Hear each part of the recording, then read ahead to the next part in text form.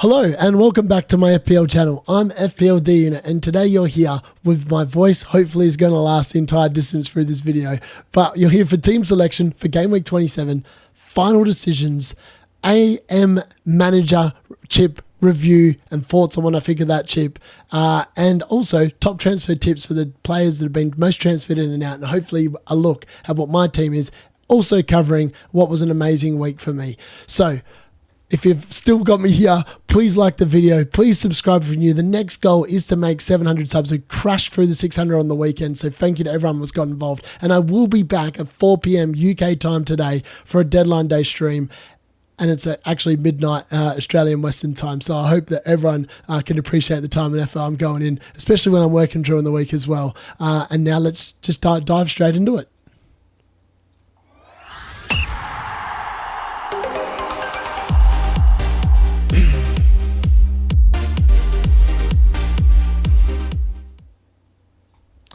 So, what better place to start with than the assistant manager chip? Now, unlike a lot of other content creators that don't like the chip, and I can tell you why they don't like the chip, because their massive swing in points that was on offer. So I just want to take you through what happened, right?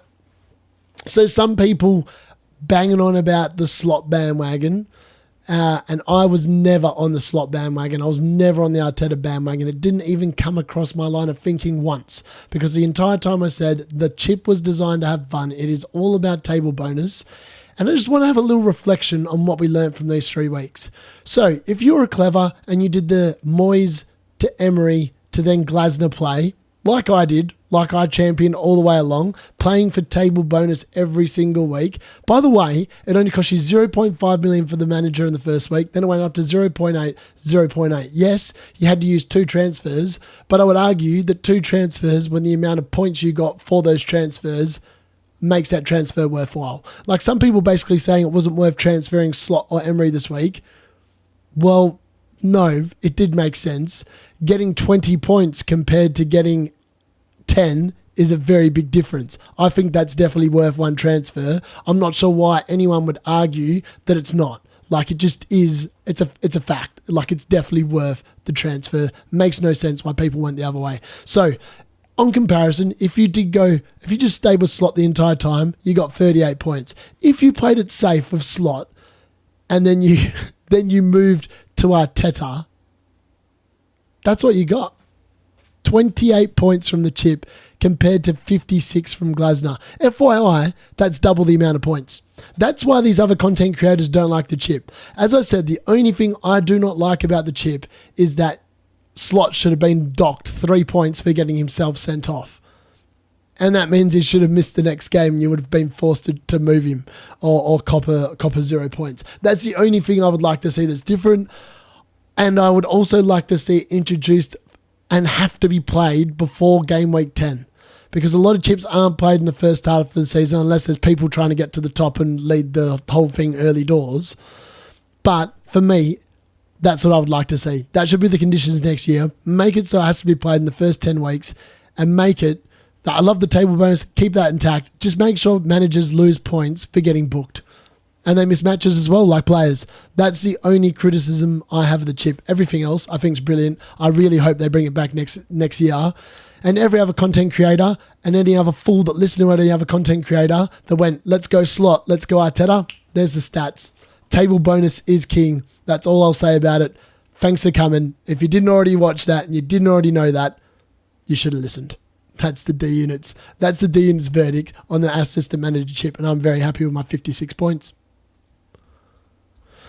So, onto the Game Week 27 top transfer players in and out. So, I'm going to quickly go through this because I don't want this video to be long, and I honestly do not know how long my voice has got, and I want to be on the stream later on today.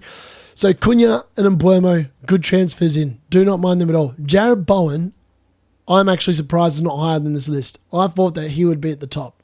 I think for his price, what he offers, the fact he's on penalties, Paqueta's out of the team, it's all on Jared Bowen, and West Ham's fixture run, like Wolves, really opens up. So I'm surprised he's not been bought in by more people.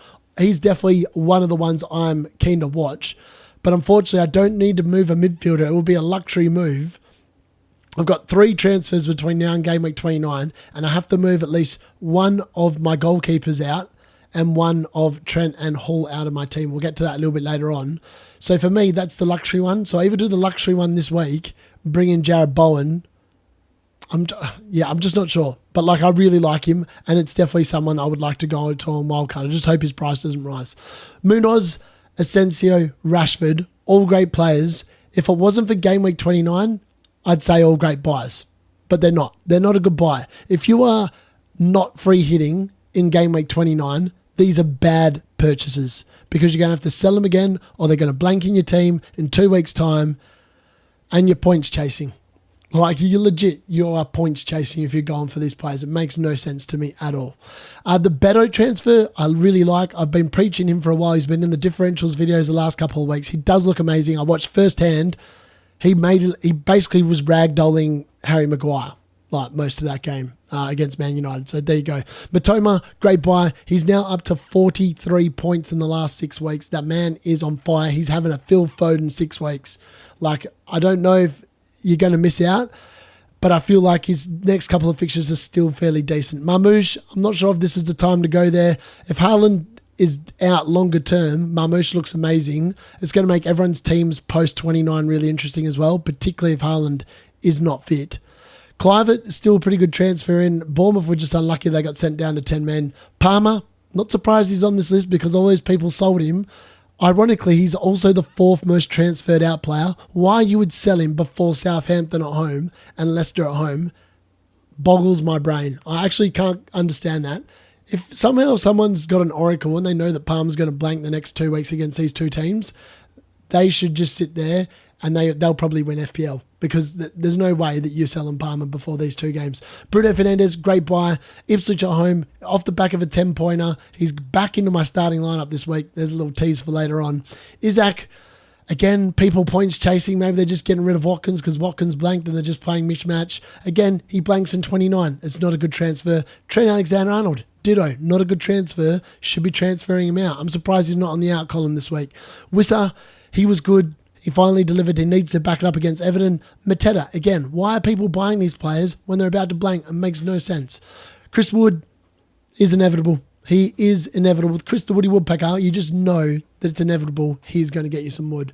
Even though they've got Arsenal and then Man City, I think Wood's probably going to return in one of those 2 games. Not sure which one, and he'll probably blank in the other. Kukurea, I understand they're playing Southampton, but Chelsea just find a way conceding goals. Wan-Bissaka, I really like the look of, and it's definitely someone that I can, combined with 8 Nori, who somehow isn't on this list, he's definitely someone I'm thinking about. And Flecken's in there as well. Obviously kept a couple of clean sheets back to back. I wouldn't expect that to continue. In terms of the outs, it's Rodgers and Ahmad. Rodgers the top transferred out player. Obviously people getting ready for blank game week 29. Ahmad, he's gone for the season. Makes sense. A lot of people still somehow own him. 9% still own him. Gakpo, again, blanks in 29. Infuriated owners by coming on for 1 point. That's enough. That's probably the final straw. See you later. Cole Palmer, as I said, don't understand. Gordon, I understand. Kluivert, I don't know why people are selling him. What are you selling him for? To move where?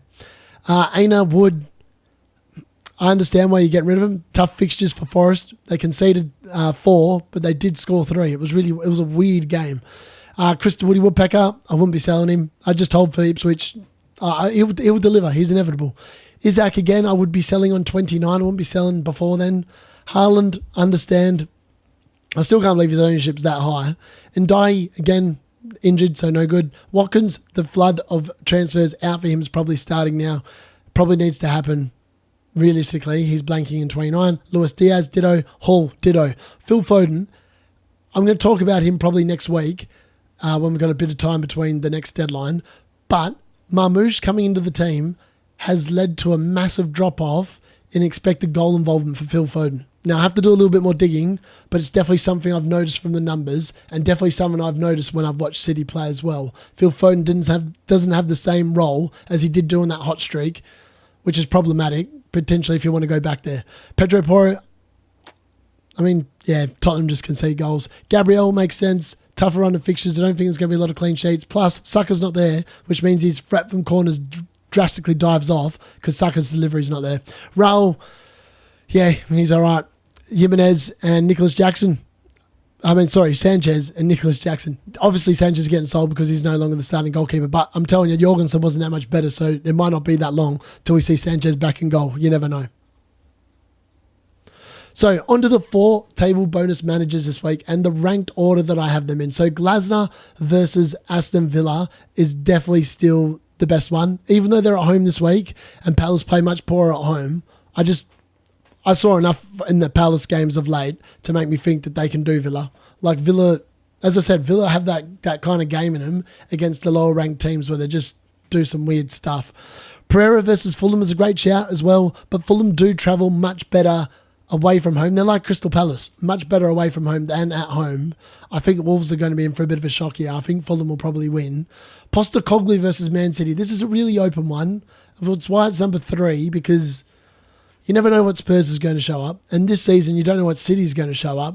It could be a game that finishes 4-4. It could be a game that finishes 4-0 to one team or 4-0 to the other, or it could be really close. I really don't know which way it's going to go, which is why he's third. And Juric versus Chelsea. Chelsea are an absolute funk at the moment. If they don't get out of it, then maybe Southampton can get something. But you'd be a really gambling man if you thought that Juric was going to get here. So, yeah, that's my take on the assistant managers for anyone that's got the chip active this week. So, on to my final plugs for 27. Chasing table bonus, as I said last week, is king. And if you are still on the assistant manager chip, Glasner is my favourite. Postecoglou and Pereira are also nice too. I wouldn't be going anywhere near Juric. Benching headaches again across the forward 8 this week are extremely tough. And we'll see my team again. I left a lot of points on the bench last week, and yet I still got inside. We'll talk about my rank in a second, but I had a massively good week, but I left a lot of points on the bench, which is highly frustrating. Best defenders to buy this week, it's 8 Nori, number 1, Kirkes 2, Hoytson 3, Tarwoski 4, Wan-Bissaka in at 5, Mikalenko 6. Best midfielders to buy, it is Bruno Fernandes this week for me. I think he is the best midfielder to buy. Matoma comes in at number 2, Bowen in at number 3, Kluivert at number 4, and Kunku at number 5, and Buemo at number 6, Semenyo at number 7, Damsgaard. He was another good hauler last week. And at number 8, Trossard at number 9, and Enzo at number 10. The best forwards to buy, it's definitely Cunha now in the first spot. Wisser at number 2, Beto at number 3, Marmoush at number 4, Mateta at number 5, if you're free hitting. Otherwise, he wouldn't be on there. And Raul at number 6. So, on to my team and how it went in Game Week 27. So, as you can see there, I cracked the triple figure mark for the second time in 3 weeks. Last week I was very unlucky. Again, I was unaided by it. Actually, last week was one of the very few weeks where I've left no points on my bench. So the top scorer in our league this week, shout out to Rahi, achy breaky heart, 121 points, massive score. Really good. Green arrow. It was green arrows all round in every league except my own league, which was a red arrow, can you believe? But I went from 17,330 up to 6,686. So it's my second highest rank of the season. Obviously, no more assistant manager points to come this week, which is going to make it slightly difficult if people played it straight after they played triple captain on Salah. Obviously, I've still got all my other chips to play. Triple captain, free hit, wild card, etc., etc. So I'm pretty happy with the way things are looking. I think it's going to be pretty good moving forward. So let's just recap how the game week went down. So Becker and Trent Alexander-Arnold and Mo Salah brought it home in the last game for me. 8 points from Becker with 2 bonus, amazing. Sorry, 1 bonus and a save point, amazing. Trent, obviously, another plain 6-pointer, but we'll take it. No goals conceded against Man City away from home. It's really nice. And Mo Salah, he's about as inevitable as Chris Wood at the moment. Just continues to score. Gets a goal, gets an assist, gets his 3 bonus and the clean sheet. 14 points. Thanks for coming. The rest of the defence, unfortunately, is where I got it wrong. So Bournemouth going down 10 men early, Kirkes getting booked, and then them conceding 1 goal and losing to Wolves was not an ideal scenario. Especially when you look at my bench and there's Hall there sitting on 9 points with a pair of assists in that 4-3 wild game against Forest. And then Milinkovic with a yellow card concedes 4 goals, but scores a goal with 5 points sitting on my bench. So in reality, if I somehow got the benching right, and there's no way I would have played either of them over Kirkes, I did consider playing Hall in front of Robinson, and maybe that's why they left the deadline open so I could have made the move, but I didn't.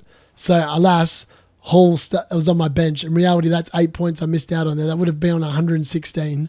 The other move I was thinking of doing in the midfield was starting Bruno Fernandes instead of Cole Palmer. I chickened out of it because Palmer's ownership's through the roof. Fernandes is not. But that's another 8 points I missed out on. So that would have been 16 points. I would have been on 124 if I'd made those moves. I would have definitely have left Milinkovic on the bench, so I'm not even worried about that one. The other two, though, where it was line ball calls, I just got wrong. And it happens. Honestly, it happens. So, obviously, Cole Palmer with the 2. Mo Salah, as I said before, 14. And Mbeumo finally delivered. The 2 Brentford boys finally paid off. 14 points there from Mbeumo. 8 from Wissa. 22 after Friday Night Football. I was loving it. Ruud van Nistelrooy with nothing. That's unfortunate. I felt sorry for him. Kluivert, obviously, it was just one of them games. 2 points. It just didn't help that they were down to 10 men. It did not help that they were down to 10 men at all. And then up front, Chris the Woody Woodpecker, the inevitable Wood, just gets an assist, casual assist, thanks for coming, in a game that was wild. I mean, I thought Chris Wood would probably score, but he didn't with the way the game was going. Whistle obviously with 8, and then Isaac with a pair of goals, 13 points back in the game. All those people that sold Isaac to Watkins last week and probably kept Watkins this week, the swing back the other way pretty much reversed itself. So Watkins with that 15 points last week compared to Isaac's 2. This week it's Watkins 2 against Isaac 13. So not much in it. And then obviously, yeah, as I said, 24 points on the bench. And then Oliver Glasner, 20 points, 2 goals scored, a clean sheet, table bonus. Thanks for coming, 108 points all out. Game week 27, as I said, that new rank, back inside the top 10K. I'm very happy with the way things are going. The aim at the start of the season was to be top 100K because I've never been top 100. And at the moment, we're on track for at least 5 numbers instead of 6. So that's really good. I'm quite happy with that, and hopefully it continues moving forward. So on to my potential transfers for this week. Now, I would really love to get Bowen in, but realistically, I don't have to move a midfielder because I'm keeping Mo Salah. And there's no other midfielder that needs moving that doesn't have a fixture before 29. So it's between Hall and Alexander-Arnold. I've got more value tied up in Hall. So Hall's at 5 million at the moment, and I bought him at 4.4. Trent's at 7.4, but I bought Trent at 7.2. So I'd only lose 0.1 if I sold Trent, like in terms of my value, but I'd lose 0.3 if I sold my value in Hall. Now, I really like Aït-Nouri, but this could easily be Wan-Bissaka as well. Aït-Nouri before has done me dirty this season when I owned him, and he didn't really do much while I owned him. But I am concerned that that run of fixtures coming up looks really good. The only thing I would say is that the Fulham game is not going to be an easy game. I expect Fulham to score, which is why potentially at this moment in time I haven't made any transfers, and it might be the way I roll. And then I'll address it at the start of game week 29, and I'll just get Hall or Trent out at that week for one of these defenders, Wan-Bissaka or Aït-Nouri, and then I'll roll from there. But yeah, that's definitely my plan. The other move is I could move my goalkeeper this week. I could go Fabianski to Areola and be done with it. So I know there's a couple of different options. They both make a lot of sense, but moving forward, this is definitely a move that's going to happen. Trent is 100% leaving my team, either before the start of game week 29 or on wildcard. It's going to be one or the other. So on to the benching decisions this week, and it is between 3 players in my forward 8. Now, I don't like the fact that all these guys are on penalties, and they all seem like they're pretty inevitable at the moment. Like Chris Wood always gets something at the moment, and every time I bench him, this man gets Wood on my bench. It's like he hates being benched, and he deliberately gets Wood because benches are made out of wood. I don't know. So I don't know if I can bring myself to do it. In theory, at the moment, we'll see who I'm actually starting on my bench. But I suppose it's going to be a little bit controversial considering what he did against this team the first time around. But it is away from home. And the other thing is that Kluivert and Isaac both have away fixtures. So I feel like that's going to be worse for them. I'm not sure. I just feel like this is a really difficult decision. Let me know in the comments who you would bench out of these 3 players, please. Kluivert, Wood, Isaac. Or is there someone else on my team you'd bench instead, like in that forward 8? But I don't think there is when we look at it. So on to my benching ratings for this week. Defenders, it's Kirkes, Hodgson, Collins, Munoz, Robinson. Arsenal defenders then come in: Mikalenko, Aina, Hall, Milenkovic, Castagna, Guavio, Williams. If you've got any Liverpool defenders, I'd be playing them like at the top. They're not on here because I just assume everyone's going to play them. You've spent up that much money for them, you're going to play them. In terms of midfielders, it's Mbeumo, Matoma, Bruno Fernandes, Bowen, and Nkunku Enzo. Bournemouth mids: Son, Eze, Diaz, Trossard, Nwaneri, Gibbs White, in that order. If your player is not there and they play for one of those teams, just go where I pretty much rank that other person. That's where I'd probably play them. In terms of forwards, it's Wissa, it's then Cunha, Haaland, Mamouche. I mean, if either of them are fit, if Haaland's fit, he's playing Tottenham, they can see goals. I know they got spanked 4-0 the first time round. They're going to score against Tottenham for sure. Better then comes in next. He's in such a hot reign of form. It's then Watkins, Mateta, Delap, Welbeck. Wood is way down, but he is in front of Isaac for me. I think they're just towards the bottom of this list this week. There's so many better options against better teams. Then it's Raul, then it's Gakpo. So for me, yeah, that's pretty much the bench ratings.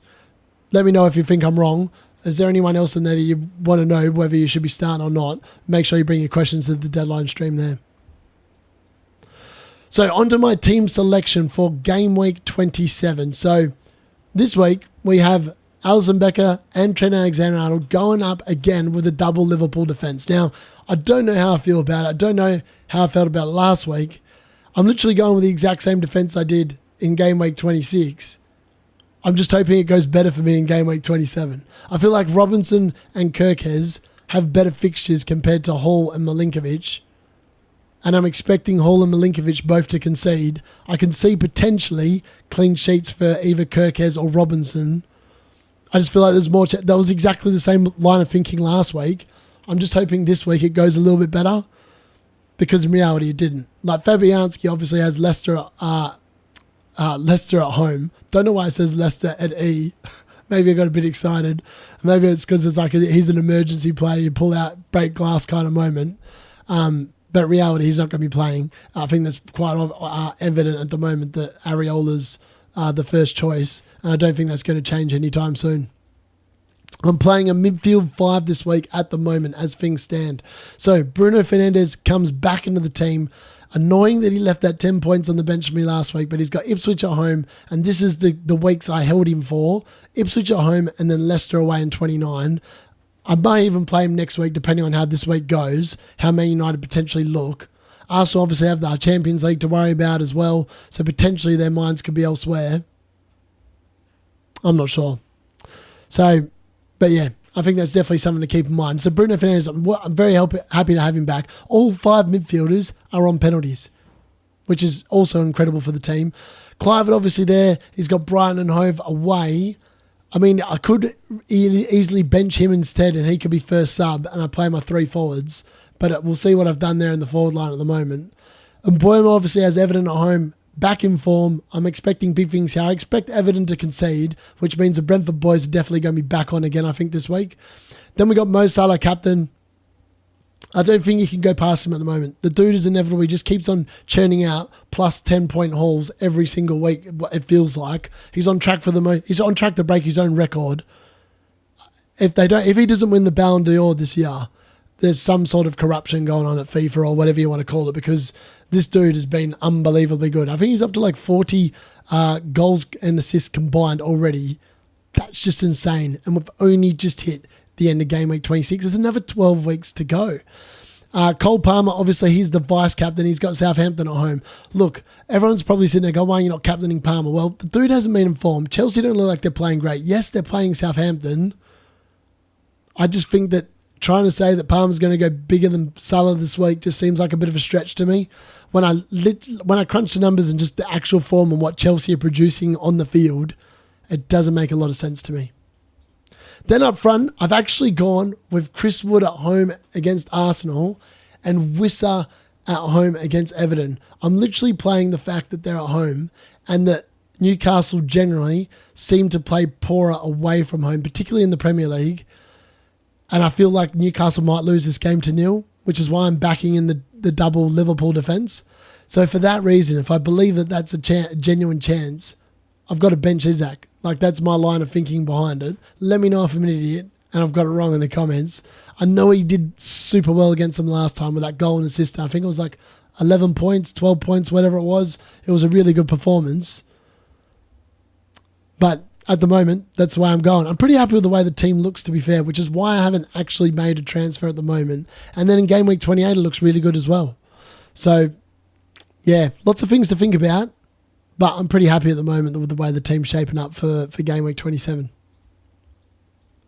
So, on to the deadline day decisions for game week 27. So, you do need to be aware of blank game week 29. I know it's coming up, and I know at the start of this video, I showed you so many people transferring assets that are going to blank in game week 29. Now, if you're free hitting, fantastic, happy days. You just sit there, you play whatever, and you bring whatever players you want in. It ain't going to matter. You can just free hit, right? Doesn't matter how many you got blanking. But if you're not, you've got to use your transfers wisely. And for that reason, you can't be buying Liverpool, Aston Villa, Crystal Palace, and Newcastle players. In theory, you just need to start moving them out. Like moving them out. Unfortunately, the problem is that Newcastle, Palace, and Liverpool all have amazing fixtures in game week 28, which means moving them out before 29 is hard. So you're better off just rolling the transfers and getting rid of them all in one hit. That's my plan at the moment. So last week it was Bournemouth and Wolves assets. This week it's West Ham and Wolves assets. So over the next few weeks, two teams of amazing fixtures from this week and beyond are Wolves and West Ham. I would recommend a total of 4 assets from them. Like, I'm actively thinking that I want Wan-Bissaka and Bowen and Ait-Nouri and Cunha. Like, I just feel like they're going to be great assets in my team. Realistically, I want to do Wissard to Cunha. I think potentially maybe Mbeumo to Bowen, like on wild card, and then Wan-Bissaka and Ait-Nouri into that defence. Milinkovic has got amazing fixtures from game week 29 onwards, so I think it's probably likely to be Robinson for one of them, and then the other one's going to be Trent for the other. And I'm going to probably keep Alisson Becker. I think that's the plan moving forward. I want to get off my triple Liverpool, especially with the fact there's going to be no more doubles for them moving forward. Now, the assistant manager, table bonus, or do you keep it safe? The arguments for playing safe are null and void after the slot Arteta debacle. Chasing table bonus is king of fun. As I showed at the very beginning of this video, you can't deny that if you get it wrong and you play it safe, you've got no upside. If you play it risky, you can get lucky. Or it's not even luck. It's just actually reading the fixtures and realising there's a strong chance of a draw or a win, and that means bulk points. I think it just makes no sense if you don't do it that way. Glasner looks the most realistic choice again, but good feelings about Pereira and Postecoglou, as I said earlier. And captaincy decisions. Do you go against the Salah, or do you gamble on Palmer at home? Or do you even go to a Bruno Fernandes who's got a very nice fixture at home? I'm not 100% sure, but those are the questions we're going to be coming up with. And that's what we'll answer on the deadline day stream as well. Now, I will be doing a free hit / wildcard draft for this game week in the deadline day stream, only because of the fact that I haven't had time with the 2 days between the last round of fixtures and these ones in order to actually do a video with any updated chip strategy or whatever. So I'll cover that all in the deadline day stream. Yep. So to recap, deadline day stream is today, 4 p.m. Don't sleep on the deadline. It is obviously a midweek deadline. We're not used to these, but there's been quite a few, and there are going to be a few more to come as well. So make sure you're across it. And hopefully I'll have all the press conference updates. I'll go through that on the stream and everything. And if you've enjoyed this video, if you liked the content, please leave us a like on the video and please subscribe if you haven't already done so. Thanks for watching. That's been the D Unit with his Game Week 27 team selection.